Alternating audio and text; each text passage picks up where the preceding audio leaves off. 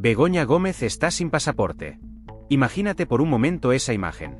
La mujer del presidente del gobierno de España, sin documento de identidad para salir del país, teniendo que escribir un escrito formal a un juez para suplicar permiso para viajar. No estamos hablando de una ciudadana cualquiera con un problema judicial menor, estamos hablando de la primera dama de facto de este país, casada con Pedro Sánchez, y ahora mismo no puede salir de España sin que un juez se la autorice expresamente. Lo que ha pasado las últimas horas es de traca, así que quédate hasta el final porque te voy a contar todos los detalles, el contexto completo de este caso que lleva más de 2 años cociéndose, y vamos a analizar juntos qué puede pasar con esta petición tan particular que ha presentado su defensa. Begoña Gómez, a través de su abogado Antonio Camacho, un exministro socialista que ahora ejerce su defensa, ha presentado un escrito ante el juez Juan Carlos Peinado solicitando autorización para salir de España entre el 7 y el 10 de julio. ¿Y para qué? Aquí viene lo interesante, porque no es un viaje cualquiera. Quiere acudir a la 36ª Cumbre de Jefes de Estado y de Gobierno de la OTAN, que se celebrará en Ankara, Turquía. Y no va como ciudadana particular, va formando parte de la delegación oficial española, como esposa del presidente del gobierno, y además ha sido invitada de forma oficial y personal por Emin Erdogan, la esposa del presidente turco Recep Tayyip Erdogan. Estamos hablando de protocolo internacional de primer nivel, algo habitual en cada cumbre de este calibre. Pero aquí no acaba la cosa, porque el escrito no se limita a pedir permiso para ir a Turquía. Lo que han planteado es un viaje combinado, una ruta que enlaza 2 eventos completamente distintos en cuestión de días.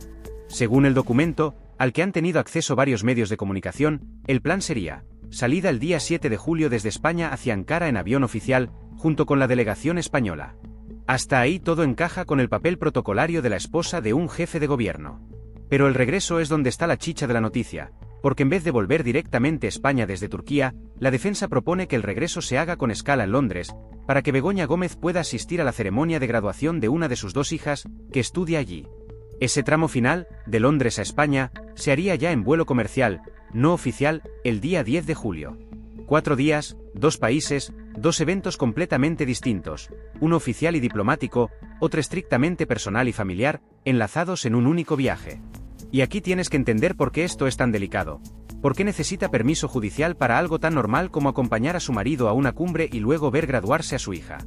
La respuesta está en lo que pasó hace apenas 10 días. Así que rebobinemos un poco para que entiendas el contexto completo. Begoña Gómez es investigada desde hace más de 2 años por varios presuntos delitos relacionados con su actividad profesional antes y durante el tiempo en que su marido ha sido presidente del gobierno. El juez instructor es Juan Carlos Peinado, del Juzgado de Instrucción número 41 de Madrid, convertido en una de las figuras judiciales más mediáticas y controvertidas de los últimos años en España. El llamado caso Begoña comenzó tras una denuncia del sindicato Manos Limpias, a la que se sumaron otras acusaciones populares, entre ellas el grupo Hazte Oír, que ha jugado un papel relevante en algunas de las decisiones más duras del juez. Hace apenas unos días, el juez Peinado tomó una decisión que marcó un punto de inflexión clave. Decidió enviar a juicio a Begoña Gómez por 4 presuntos delitos: tráfico de influencias, corrupción en los negocios, apropiación indebida y malversación de caudales públicos.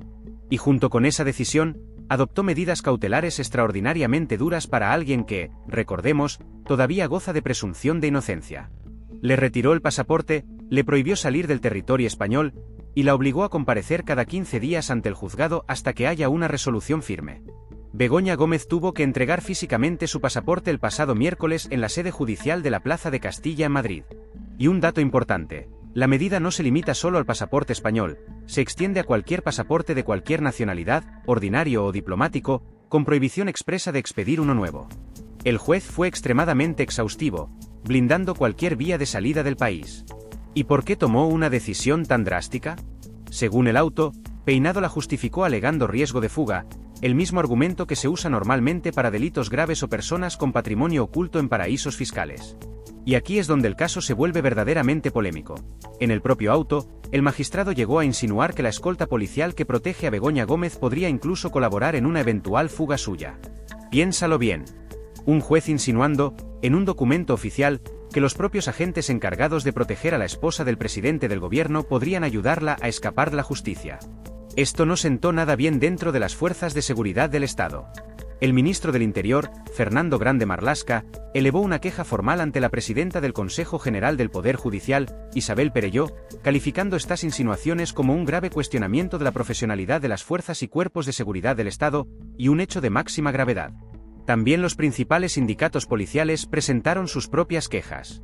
Esto provocó que el Consejo General del Poder Judicial se reuniera de urgencia para analizar las palabras de Peinado. Y aquí hay otro dato que demuestra hasta qué punto este caso genera tensión incluso dentro de las instituciones judiciales. Los vocales no se pusieron de acuerdo, hubo un empate a 4 votos, resuelto finalmente gracias al voto de calidad de la propia presidenta Isabel Perelló, que se pronunció a favor de abrir expediente disciplinario al juez para determinar si hubo exceso o abuso de autoridad. Eso sí, ese expediente disciplinario contra el propio juez no tiene capacidad de suspender ni anular las medidas cautelares que él mismo impuso a Begoña Gómez. Son dos procesos completamente independientes.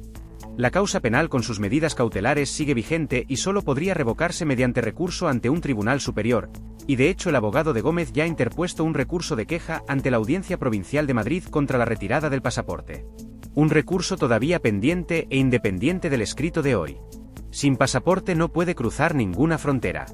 Y hay un dato curioso muy relevante. Tras el Brexit, los ciudadanos europeos ya no pueden entrar en Reino Unido solo con el DNI, ahora es obligatorio presentar pasaporte. Así que aunque dentro de la Unión Europea pudiera moverse con su documento nacional, para entrar en Reino Unido necesita sí o sí el pasaporte retirado, lo que explica el énfasis del escrito en que se le devuelva específicamente para este viaje. Vamos a resumir los argumentos concretos que ha usado el abogado Antonio Camacho. El primero, y el más fuerte, es el carácter oficial del viaje a Turquía. Begoña Gómez forma parte de la delegación oficial española y ha sido invitada de manera oficial y personal, con invitación formal por escrito, por la propia Emin Erdogan. El escrito adjunta directamente esa invitación oficial como prueba documental de que se trata de un compromiso institucional y no de una excusa. El segundo argumento es el precedente histórico. En noviembre de 2024, Begoña Gómez tenía previsto viajar a Brasil para la cumbre del G20, otra invitación en su calidad de esposa del presidente. En aquella ocasión, el propio juez Peinado decidió cambiar la fecha en la que estaba citada a declarar para que pudiera participar, alegando igual que ahora que el presidente del país anfitrión había cursado la invitación y Moncloa la había aceptado. Ya existe, por tanto, un antecedente directo de flexibilidad judicial en una situación similar. Pero hay un matiz. En 2024 el pasaporte todavía no había sido retirado, solo se había solicitado su retirada, algo que no prosperó entonces. Ahora la situación es distinta porque el pasaporte ya ha sido confiscado de forma efectiva, como medida firme dentro de una causa ya enviada a juicio oral. El tercer argumento es el dispositivo de seguridad, y es doblemente interesante porque contiene un cierto reproche implícito hacia el propio magistrado. La defensa subraya que el viaje se realizará con el equipo de seguridad que habitualmente acompaña al presidente en todos sus desplazamientos, y que ese dispositivo, por sí solo, ya garantiza la absoluta seguridad de todos los desplazamientos. Recordemos que el juez había sugerido precisamente que esa escolta podría colaborar en una fuga, así que la defensa está respondiendo casi punto por punto a esa insinuación tan polémica. Y el cuarto elemento tiene que ver con los aspectos prácticos. La defensa pide que la autorización se incluya en el sistema SIRAJ, el sistema de registros administrativos de apoyo a la justicia, para evitar problemas en frontera o controles policiales, y solicita que se le devuelva físicamente el pasaporte, comprometiéndose a devolverlo de nuevo al día siguiente de aterrizar de vuelta en España. Ahora bien, la pregunta que seguro te estás haciendo: ¿qué va a decidir el juez Peinado? No es nada sencillo de predecir, y te explico por qué. Por un lado, hay argumentos de peso a favor de conceder la autorización. El precedente del G20 en Brasil demuestra cierta flexibilidad previa del propio Peinado cuando se trata de un compromiso oficial vinculado a la actividad institucional del presidente. Negarse, sobre todo en lo que respecta a la cumbre de la OTAN, podría generar una situación incómoda a nivel internacional, al tratarse de una invitación cursada directamente entre esposas de jefes de gobierno de países miembros de la Alianza Atlántica. Y varios expertos jurídicos recuerdan que medidas como la retirada del pasaporte deben ajustarse al principio de proporcionalidad, valorando en cada caso si el riesgo de fuga es real o si la restricción resulta desproporcionada. Pero también hay argumentos de peso para denegar total o parcialmente la petición. El primero es que la situación ya no es la misma que en 2024. Ahora el pasaporte ya ha sido confiscado formalmente, justificado en un riesgo de fuga que el propio magistrado considera lo suficientemente serio como para mantenerlo durante toda la tramitación de la causa. Revertir esa decisión apenas 10 días después podría verse como una contradicción difícil de justificar. El segundo argumento en contra tiene que ver con el verdadero centro de gravedad de esta historia: el tramo de Londres. La cumbre en Ankara tiene un carácter institucional claro, difícil de cuestionar. Pero asistir a la graduación de una hija, aunque profundamente legítimo y humano, es desde el punto de vista jurídico un acto de naturaleza privada y familiar, no oficial. Y aquí está el dilema del juez. ¿puede autorizar el tramo oficial y denegar el privado? ¿O al estar ambos desplazamientos enlazados en un único viaje, tiene que pronunciarse sobre el conjunto completo? Esta es, sinceramente, la pregunta más interesante de todo el caso. Si el juez separa ambos tramos, podría autorizar el viaje a Ankara dentro del marco oficial, pero exigir que Begoña Gómez regrese directamente a España, sin pasar por Londres, devolviendo el pasaporte de inmediato. Eso supondría renunciar a estar presente en la graduación de su hija, algo que generaría enorme repercusión mediática y debate sobre la proporcionalidad de las medidas. O, alternativamente, el juez podría conceder la autorización completa, entendiendo que el viaje en su conjunto está suficientemente garantizado por el dispositivo de seguridad oficial. Y no podemos dejar de hablar del contexto político de todo este culebrón judicial, porque sería un error analizarlo de forma aislada. El caso Begoña Gómez es probablemente uno de los procesos judiciales más politizados y mediáticos de toda la legislatura, y forma parte de un ecosistema de causas que afectan al entorno de Pedro Sánchez. De hecho, el propio Antonio Camacho ha llegado a calificar este proceso, ante el propio juez Peinado, como un procedimiento fantasma para erosionar a un gobierno. Es decir, la defensa sostiene abiertamente que detrás de esta causa hay una motivación política, algo lógicamente rechazado de plano por las acusaciones populares que sostienen el caso, como manos limpias y hazte oír, especialmente activas a lo largo de toda la instrucción. Juan Carlos Peinado se ha convertido en una figura extraordinariamente polarizante.